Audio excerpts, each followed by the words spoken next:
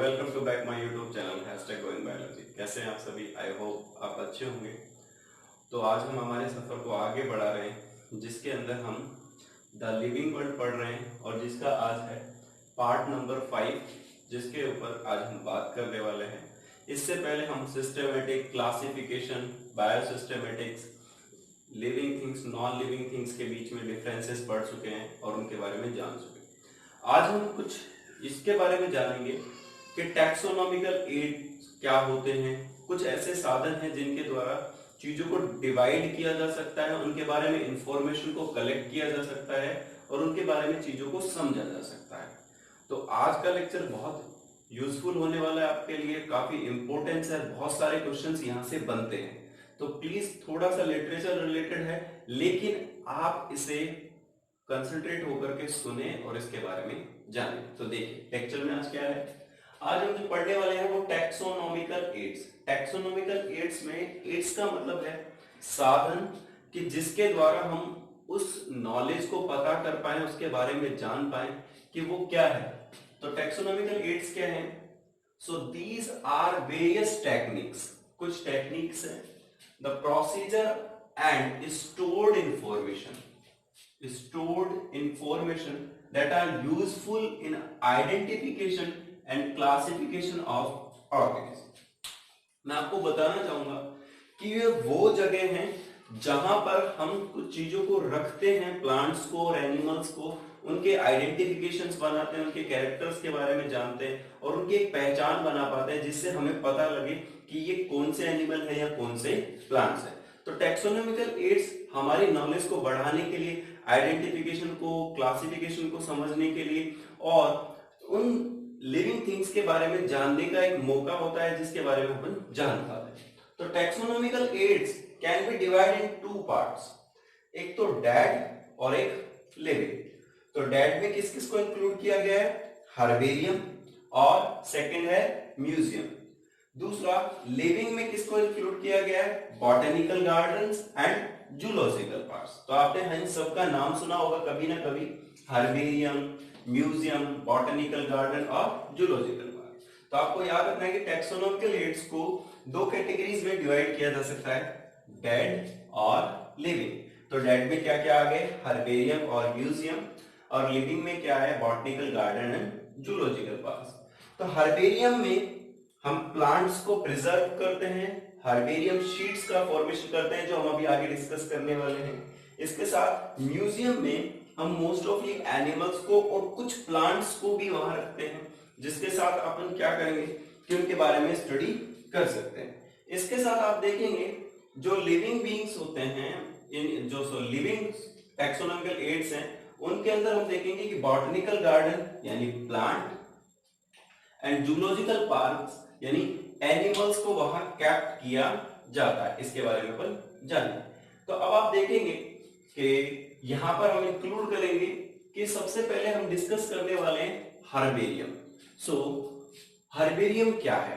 तो मैं आपको बताना चाहूंगा कि हर्बेरियम एक वो जगह है जहां पर हर्बेरियम शीट्स का फॉर्मेशन करके, उन हर्बेरियम शीट्स का फॉर्मेशन करने के बाद उन्हें वहां प्रिजर्व रखा जाता है, उन्हें वहां एक सिस्टेमेटिक क्लासिफिकेशन के अंदर रखा जाता है, उसे हम हर्बेरियम कहते हैं। तो हर्बेरियम क्या है पहले सब समझ लीजिए कि ये एक ब्लैंक साइज एक पेपर है। इस ब्लैंक साइज पेपर पर हम क्या करेंगे कि किसी प्लांट का, इंपोर्टेंट प्लांट का हम कलेक्शन करेंगे बाहर से, और कलेक्शन करने के बाद उस इंपोर्टेंट प्लांट को हमें यहां पर चिपकाना होगा। तो मैं आपको कुछ बताना चाहूंगा। सपोज दैट कि हमने फील्ड विजिट की, अभी हम एक प्रोसीजर की भी बात करेंगे। तो आप देखें तो हर्बेरियम में क्या है, एक ब्लैक शीट है कागज की, इसके ऊपर आप देखेंगे सपोज हमने एक प्लांट को यहां पर कलेक्ट किया है और उसके बारे में हमने यहां लिखा है। अब इसमें हमने ग्लू की मदद से और कुछ चिपकाने वाले इक्विपमेंट्स की मदद से हमने यहां पर इस प्लांट को चिपका दिया है इसे। इसके साथ हम यहां पर इसके प्लांट के नेम को, प्लांट की फैमिली, जीनस, स्पीसीज को, इसके साथ प्लांट के कैरेक्टरिस्टिक को और कलेक्टर ऑफ प्लांट, जिसने प्लांट को कलेक्ट किया है उसका नेम भी लिखते हैं। तो यानी इस तरह से ये हर्बेरियम एक फाइल बन जाती है। आपको बहुत बार स्कूलों में बोला होगा या आपने कुछ सीनियर्स की हर्बेरियम शीट्स फाइल्स को देखा होगा, जिससे हमें एक नॉलेज मिलती है कि ये प्लांट ऐसा दिखता है, इसके ऐसे कैरेक्टरिस्टिक हैं, ये किसने कलेक्ट किया, इसके बारे में हमें यहाँ से इंफॉर्मेशन मिलती है। तो हर्बेरियम शीट्स को यहाँ प्रिपेयर किया जाता है। हर्बेरियम शीट को प्रिपेयर करने के लिए बहुत सारे इक्विपमेंट्स होते हैं। तो सबसे पहले आपने सुना होगा डिगर चाहिए, वेस्कुलम चाहिए, एक फील्ड नोटबुक चाहिए। तो यानी ये सारी चीजें हमें इसलिए जरूरत पड़ती है क्योंकि हम हर्बेरियम्स के लिए जो प्लांट स्पीसीज को सेलेक्ट करते हैं वो आउट ऑफ फील्ड होती हैं, वहां जाकर उन्हें खोदना होता है, वेस्कुलम में रखना होता है, फिर उसको ला करके लेबोरेटरी के अंदर फ्रेश साफ करके हर्बेरियम शीट पर चिपकाकर उसके बारे में आइडेंटिफिकेशन, कलेक्टर का नेम और इन सभी चीजों का हम एक डिटेल लगाकर एक शीट बनाते हैं जिसे हर्बेरियम शीट कहा जाता है। अब प्रोसीजर क्या है, सबसे पहले देखिए field visit and specimen collection. Suppose कीजिए कि हमारा स्कूल एक स्पेसिफिक रीजन में है और वहां पर कोई एक फॉरेस्ट पार्ट है या कोई हिली रीजन है, तो हमें वहां पर हमारे जो गाइड होंगे उनके द्वारा वहां जब ले जाया जाता है तो सबसे पहले एक फील्ड विजिट होगी और हम एक स्पेसिमेन का कलेक्शन करेंगे। उस स्पेसिमेन को कलेक्शन करने के साथ में आप क्या करेंगे, वेस्कुलम एक टिन लाइक स्ट्रक्चर होता है, मैं आपको कुछ बता के बताऊं, ये कुछ इस तरह का होता है। इसके अंदर हम उस स्पेसिमेंस को रख लेते हैं और उसे लेकर हम लैब में आ जाते हैं। फिर उसके बाद प्रेसिंग एंड ड्राइंग। तो वहां पर कुछ प्रेस सीट्स होती हैं जिनके बीच में उन प्लांट स्पेसिमेंस को रख दिया जाता है, जिससे वो प्रेस हो जाते हैं और ड्राइंग उन्हें सुखा लिया जाता है। फिर उसके साथ उन्हें माउंटिंग करी जाती है, उनकी लेबलिंग की जाती है और प्रिजर्वेशन यूज किया जाता है। प्रिजर्वेशन यूज इसलिए किया जाता है क्योंकि हर्बेरियम शीट लंबे टाइम तक चले, लंबे टाइम तक प्रेजेंट रहे, इसलिए उन्हें प्रिजर्व किया जाता है और प्रिजर्वेशन का वहां यूज किया जाता है क्योंकि बहुत सारे फंगल, बहुत सारे बैक्टीरिया उन प्लांट स्पीसीज को खराब कर सकते हैं, इसलिए वहां हम उस प्रिजर्वेशन का यूज करते हैं। मोस्ट ऑफली पॉलिथीन से भी रिएक्ट कर सकते हैं, लेकिन इसके साथ साथ हम कुछ प्रिजर्वेशन का यूज करते हैं जो काफी इंपॉर्टेंट है। प्लीज आप इसे याद रखें कि मर्क्यूरी क्लोराइड का उपयोग जो किया जाता है वो फंगल इंफेक्शन को रोकने के लिए किया जाता है कि प्लांट स्पेसिमेन जो हर्बेरियम पर लगाया गया है उसे मर्क्यूरी क्लोराइड से प्रिजर्वेटिव किया जाता है कि वो खराब ना हो। इसके साथ डीडीटी और कार्बन डाइसल्फाइड को भी यूज किया जाता है फॉर दी अदर पेस्टिसाइड्स, यानी पेस्टिसाइड से बचाने के लिए हम वहां पर डीडीटी और कार्बन डाइसल्फाइड का भी यूज करते हैं। तो याद रखें कि मर्क्यूरी क्लोराइड फंगल इंफेक्शन को बचाता है, जबकि डीडीटी और कार्बन डाइसल्फाइड क्या करता है, पेस्टिसाइड्स के अगेंस्ट काम करता है, जिससे वो हर्बेरियम शीट्स काफी लंबे टाइम तक प्रिजर्व रहती हैं और उनसे हमें बहुत सारी इंफॉर्मेशन मिलती है। अब हम कुछ स्पेशल हर्बेरियम की बात करेंगे कि वो कहां प्रेजेंट है और कैसे है।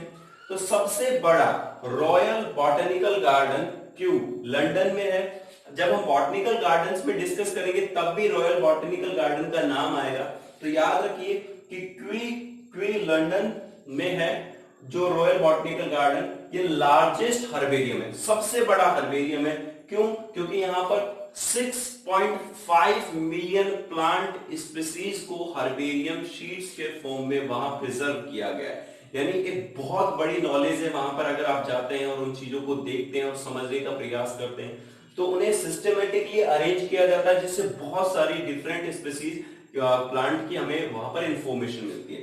इसके साथ ये बिल्कुल याद रखना है आपको कि सबसे लार्जेस्ट हर्बेरियम कौन सा है।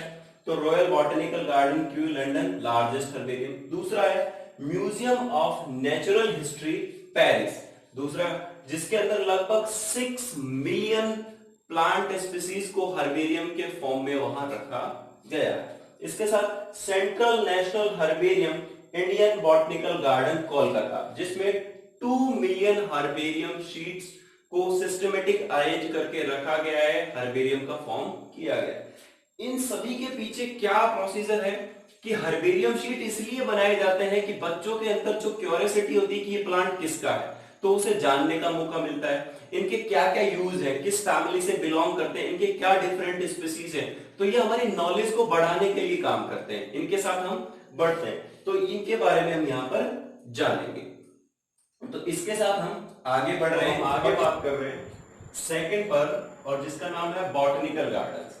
तो अभी हम हर्बेरियम के बारे में जान पाए, तो आपको हम जो डिस्कस कर रहे हैं वो टैक्सोनॉमिकल एड्स को डिस्कस कर रहे हैं, जिसके अंदर हमने दो कैटेगरीज डिवाइड की, डेड और लिविंग। और डेड के अंदर हमने रखा वहां पर हर्बेरियम और म्यूजियम, और लिविंग में रखा हमने बॉटनिकल गार्डन और जूलॉजिकल पार्क। ये सारी चीजें मिल करके हमें इंफॉर्मेशन देती है about the plant and about the animals, और इसी इंफॉर्मेशन को आगे बढ़ाकर हम आगे सक्सेस होते हैं, चीजों को समझते हैं और उनके बारे में जान पाते हैं। तो सेकंड है हमारा बॉटनिकल गार्डन। अब बॉटनिकल गार्डन क्या है कि किसी एक जगह पर कुछ स्पेसिफिक सभी जातियों के स्पीसीज को उगाया जाए, लगाया जाए, बचाया जाए, संरक्षित किया जाए, वो बॉटनिकल गार्डन्स होते हैं। तो बॉटनिकल गार्डन इंपॉर्टेंट है फॉर द डायवर्सिटी के लिए, इंपॉर्टेंस स्पीसीज के लिए जो खत्म होने वाली है उन्हें बचाने के लिए, एक तरह का ये कंजर्वेशन है कि बायोडायवर्सिटी को बचाया जा सके, चीजों को बचाया जा सके और उन्हें हेल्प किया जा सके। तो botanical gardens, the botanical gardens are large size tract where the plant of different types and area are grown for scientific and education purpose. कि किसी एक बड़े जगह पर बहुत अलग अलग प्रजातियों के पादपों को लगाया जाए और जिनका मेन मोटो ये हो कि जिन पर रिसर्च की जा सके, उनके बारे में समझा जा सके, उनके कैरेक्टर्स का पता लगाया जा सके, उनके स्पीसीज का पता लगाया जा सके, जिससे हमें उन बॉटनिकल गार्डन से बहुत सारी इंफॉर्मेशन मिल सकती है। आई होप आपको समझ में आई होगी बात। The first real botanical garden, very very important, याद रखिए, the first real botanical garden was developed by Theophrastus। तो याद आ रहा है आपको, थियोफ्रेस्टस के द्वारा सबसे पहला बॉटनिकल गार्डन डेवलप किया गया। और थियोफ्रेस्टस कौन थे, जिन्हें हम फादर ऑफ बॉटनी के नाम से जानते हैं, और जूलॉजी के फादर एरिस्टोटल को कहा जाता है। तो थियोफ्रेस्टस के द्वारा सबसे पहला बॉटनिकल गार्डन डेवलप किया गया। एक और बात बताना चाहूंगा मैं आपको कि जब हमने हर्बेरियम्स को पढ़ा तो जो हर्बेरियम सीड्स का कलेक्शन होता है और उनका जो सिस्टमेटिक अरेंजमेंट होता है वो बेंथम हुकर क्लासिफिकेशन के बेस पर होता है। किसके बेस पर होता है, बेंथम एंड हुकर क्लासिफिकेशन के बेस पर होता है। आप इसे भी याद रखिए। अब हम कुछ बात करेंगे कि कौन कौन से बॉटनिकल गार्डन। तो लार्जेस्ट बॉटनिकल गार्डन जैसा हर्बेरियम्स के साथ भी था, द रॉयल बॉटनिकल गार्डन, क्यों इंपोर्टेंट है, याद रखेंगे कि ये लार्जेस्ट हर्बेरियम भी है और ये लार्जेस्ट बॉटनिकल गार्डन है, क्यों, जो लंदन में प्रेजेंट है। इसके साथ दूसरा हम यहां देख रहे हैं x suit conservation of endangered plant species. ये एक बाहरी संरक्षण है जिसके द्वारा हम कुछ विलुप्त होने वाली प्रजातियां जो खतरे में है उन प्रजातियों को यहां पर ला करके बचा सकते हैं। इसके साथ आप आगे देखें, तीसरी थिंग आती है म्यूजियम। और म्यूजियम के अंदर अगर हम बात करें तो हमने बॉटनिकल गार्डन्स की बात की, अब म्यूजियम इंस्टीट्यूशन। आप कभी ना कभी एजुकेशन के लिए एजुकेशनल टूर पर या अपने फैमिली के साथ किसी न किसी म्यूजियम में गए होंगे। तो म्यूजियम वो जगह है जहां पर बहुत सारे एनिमल्स को प्रिजर्व किया जाता है, रखा जाता है और उनके बारे में हम पता करते हैं कि कौन से एनिमल्स है, कहां पाए जाते हैं, उनके अंदर क्या क्या कैरेक्टरिस्टिक फीचर्स होते हैं, उनके बारे में हम समझ पाते हैं। तो museum is a institution where are arrested the educational matters and are exhibited to the public। कि वहां पर एजुकेशनल मटेरियल्स को रखा जाता है और एग्जिबिटेड टू पब्लिक, और पब्लिक के लिए रखा जाता है कि जिससे उन्हें वहां पर उनके बारे में नॉलेज मिल पाए। तो इंडियन म्यूजियम्स कौन से हैं, सबसे पहला anthropological museum Andaman Nicobar island पर। आप अदर तो याद ना करें बट इंडियन म्यूजियम्स के नेम जरूर याद रखें। Anthropological museum Andaman Nicobar island पर प्रेजेंट है। National museum of natural history Delhi, ये दिल्ली में प्रेजेंट है, जहां इसका मतलब ये जो म्यूजियम्स है यहाँ एनिमल्स को प्रिजर्व रखा जाता है, जिसके बारे में हमें पता लगा सकते हैं कि ये स्पेशल टाइप ऑफ फ्रॉग्स हैं, या ये स्पेशल टाइप ऑफ फिशेस हैं, या स्पेशल टाइप ऑफ रेप्टाइल्स हैं जो कहाँ कहाँ पाए जाते हैं, उनका कैसा कलर होता है, कैसी कैरेक्टरिस्टिक होता है। तो म्यूजियम हमारे सामने एक ओपन बुक के जैसे है कि हम अगर उनसे समझना चाहें, सीखना चाहें, तो हमें बहुत सारी नॉलेज वहां से मिल सकती है। इसके साथ आप देखें यहां पर मैंने लिखा, जैसे आपको मैंने याद कीजिए पहले बताया, तो मर्क्यूरी क्लोराइड और कार्बन डाइसल्फाइड के द्वारा हम प्लांट्स हर्बेरियम शीट्स पे प्लांट स्पीसीज को प्रोटेक्ट करते हैं। इसी तरह आपने देखा होगा कि जो एनिमल्स स्पेसिमेंस होते हैं उन बोतल में फ्लूइड भरा हुआ होता है जिसे फॉर्मेलिन कहा जाता है, और वो उन्हें लंबे टाइम तक टिश्यूज को डिग्रेड नहीं होने देता और उन्हें बहुत लंबे समय तक बनाए रखता है। इसके साथ अगली बात करें जूलॉजिकल पार्क्स। तो जूलॉजिकल पार्क्स क्या है, आपने विजिट जू किया होगा, आप कभी कभी जू में गए होंगे तो आपने देखा होगा कि वहां बहुत सारे एनिमल्स को रखा जाता है, अलग अलग केजेस में रखा जाता है, उनके हैबिटेट भी अलग अलग होते हैं। उनको हम देखकर उनके बारे में स्टडी कर सकते हैं, उनके बारे में समझ सकते हैं, उनके बिहेवियर को जान सकते हैं, उनके बारे में बहुत सारी चीजें को हम स्टडी कर सकते हैं। तो इसलिए जूलॉजिकल पार्क्स हैं and enclose the place where live wild animals, यानी हमारी आंखों के सामने हमें वाइल्ड एनिमल्स दिखाई देते हैं, are kept for public exhibition is called the zoological park. तो यानी उन जू में उन डिफरेंट स्पीसीज को रख करके हम उन्हें आइडेंटिफाई कर सकते हैं कि वहां पर बियर्स कैसे होते हैं, लॉयन कैसे होते हैं, टाइगर कैसे हो सकते हैं, एलिफेंट कैसे हो सकते हैं, उनके बारे में क्रोकोडाइल एलिगेटर में हम डिफरेंस कर सकते हैं, इनके बारे में हम यहाँ जाकर के लाइव देख सकते हैं और उन्हें समझ सकते हैं। और ये भी किस तरह का कंजर्वेशन है, ex situ conservation through captive breeding for endangered animals, कि यहाँ पर भी जो प्रजातियां विलुप्त होने वाली हैं, जो खतरे में हैं, रेड जोन में है, यानी जो रेड डाटा बुक के एंट्री के अंदर आई है, उन सारी स्पीसीज को हम यहां ला करके उन्हें प्रिजर्व करते हैं, उन्हें एनक्लोज किया जाता है, उनके बारे में उनको प्रोटेक्शन दिया जाता है जिससे वो लंबे टाइम तक यहाँ पर बनी रहे और डायवर्सिटी को खतरा ना हो। इन सारी चीजों से सबसे बड़ा मोटिव ये निकल के आता है कि स्टूडेंट्स को या जो लर्नर्स है उन्हें पता लगे कि हमारे यहाँ कैसी डाइवर्सिटी है, प्लांट्स कितने डिफरेंट स्पीसीज हैं, एनिमल्स की कितने डिफरेंट स्पीसीज हैं, उन सभी के बारे में मिलकर के अगर हमें यहाँ से इंफॉर्मेशन पता चलती है तो उसके बारे में हम यहाँ टैक्सोनॉमिकल एड्स से जान सकते हैं। यहाँ बहुत चीजें डीपली जा रही हैं, चीजों को हम क्लासिफाई कर पा रहे हैं, समझ में आ रहा है आप सभी को, तो इन्हें याद कीजिए। इसके साथ मैं आपको पहले बता चुका हूं कि आप लेक्चर को आराम से समझिए, और अगर कोई प्रॉब्लम है अगर आपको, तो आप कमेंट सेक्शन में आकर अपने डाउट्स को पूछ सकते हैं। अगर आपको वीडियो सच में अच्छा लग रहा है तो आप उसे लाइक करें और पूरा कंप्लीट देखें और बच्चों तक भी लिंक को आगे शेयर करें, क्योंकि मैं हर बार कहता हूं कि शिक्षा बांटने से बढ़ती है, तो हर बच्चे तक हम चाहते हैं कि शिक्षा को पहुंचा पाए। अगर आप मेरे चैनल पर नए हैं तो प्लीज इसे सब्सक्राइब जरूर करें और hit the bell icon for the get notification के लिए आप वहां पर बेल आइकन को प्रेस कर सकते हैं। और सबको यहां से इंफॉर्मेशन कलेक्ट करनी है, पीडीएफ लिंक आपको डिस्क्रिप्शन बॉक्स में मिल जाएगा जिससे आप पीडीएफ को डाउनलोड कर सकते हैं और इजीली चीजों को समझ सकते हैं। तो यहाँ आगे हम अगले पार्ट पर बात करेंगे जिसमें आप कीज आइडेंटिफिकेशन की बात करेंगे कि kingdom, phylum, class, order, family, genus क्यों डिवाइड किया जाता है, किसने क्या वर्ड दिया, कैसे कैसे इनका क्लासिफाइड किया जाता है, उनके बारे में हम यहाँ पर से आगे डिस्कस करेंगे। अगर आपको सच में वीडियोस अच्छे लग रहे हैं तो लाइक करें, सब्सक्राइब करें एंड शेयर करें। तो आज के लिए इतना ही। Thank you so much. जय हिंद।